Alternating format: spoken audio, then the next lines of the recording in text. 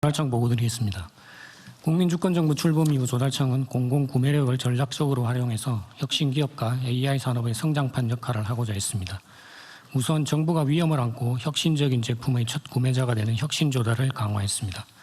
혁신제품 지정은 24%, 공공구매는 11% 늘었으며 특히 AI 로봇과 같은 첨단 전략산업 분야에 집중을 해서 관련 제품의 지정이 44% 증가했습니다. 또한 동남아 등 글로벌 사우스 중심의 해외 실증 사업을 펼쳐 실증 국가는 3배, 실증 제품은 4배 증가했으며 주변국의 6배 이상의 규모로 후속 수출에 성공하는 등의 성공 사례들이 나오고 있습니다. 다음으로 AI 산업 육성을 지원하기 위해 조달 시장을 개선했습니다.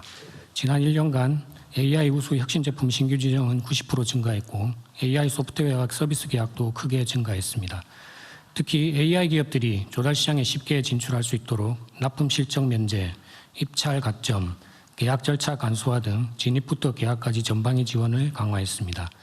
이와 함께 공공조달 AX 로드맵을 수립하고 조달 공무원의 가장 기본적인 업무인 물품 예정 가격 작성과 공사 원가 계산을 포함해서 20개 이상의 단위 업무에 AI 에이전트 구축을 추진하고 있으며 조달청 외에 자체 발주 기관들도 이를 활용할 수 있도록 해나갈 계획입니다. 다음 페이지입니다. 공공조달의 체질을 바꾸는 조달개혁도 차질 없이 추진하고 있습니다. 지방정부의 선택권을 넓히는 자율화 시범사업을 올해부터 경기와 전북을 대상으로 실시하고 있습니다. 특히 지방정부 간 계약물품 교차 구매가 가능하도록 단가계약 가이드라인 제공, 지방정부의 전용물 구축 등의 기반 구축도 꼼꼼하게 추진하고 있습니다. 동시에 자율화의 부작용을 최소화하기 위해 자체 발주 2만 8천여 건을 모니터링해서 그중 1,200여 건에 대해 시정 요구한 바 있습니다. 현재까지 소규모 구매를 중심으로 자체 구매가 증가하고 있으며 지방선거가 끝나고 진행 중인 지방계약법 시행령 개정이 마무리되면 자율구매가 본격화될 것으로 예상하고 있습니다.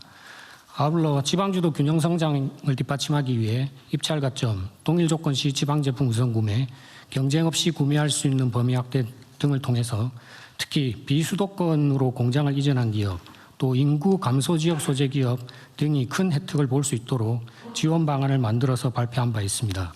마지막으로 공공조달의 원칙, 기본, 신뢰를 확립하고 있습니다. 이른바 페이퍼 컴퍼니를 뿌리 뽑기 위해 건설공사 낙찰 예정자 전수 현장 조사를 추진하고 있습니다.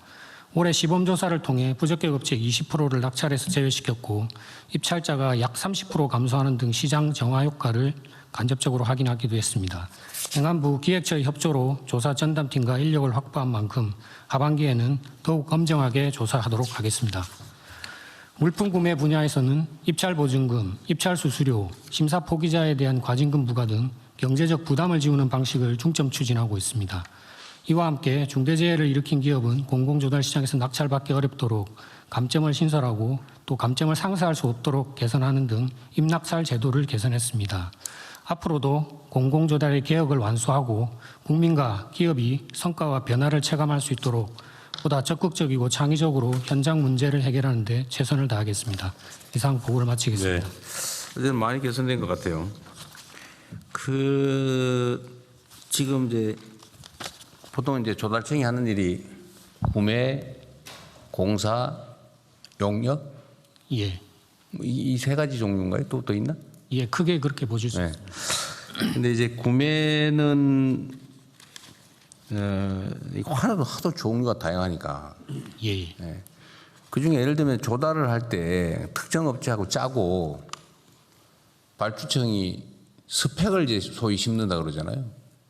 어떤 업체만 할 수 있는 스펙을 심어가지고 거기만 할 수 있게. 그런 예를 들면 이것도 입찰 비리인데 예. 그 점에 대한 시정 대응 방안이나 그런 건 있어요? 그게 이제 저희가 지금 하고 있는 자체 발주 부분에 대한 모니터링인데요. 현재는 그 입찰 참가 자격이라든지 또 경쟁성 제한 이런 부분들을 좀 중점적으로 보고 있고 저희가 해당 분야에서 지금 AI 시스템을 지금 구축을 추진하고 있는데 그런 부분을 좀 잘 활용하면 네. 규격이나 이런 부분을 좀 비교 평가를 해서 그렇죠. 또 공급해 나갈 수 있지 않을까 생각합니다.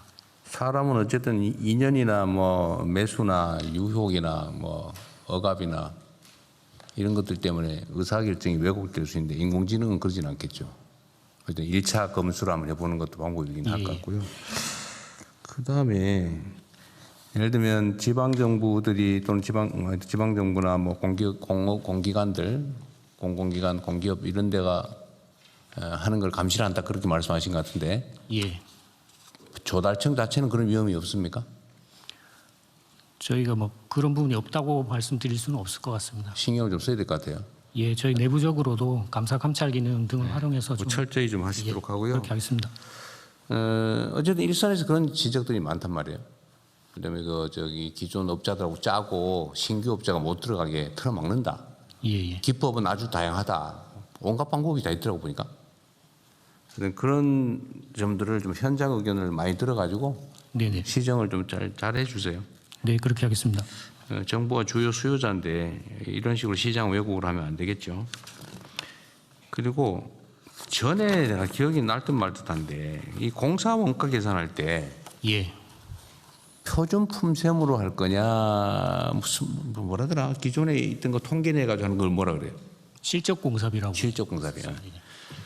그거냐 가지고 내가 시장할 때인가 도지사 할 때인가 정부하고 하면 다툰 일이 있는데 예. 지금은 어떻게 운영되고 있어요? 여전히 표준 품셈으로 하고 있죠. 표준 품셈을 일부 활용하고 실적 공사비라든지 또 뭐 시장 시공 단가 이런 부분들을 종합적으로 좀 활용을 하고 있습니다. 그리고 그 검증 과정도 좀 강화를 했고요.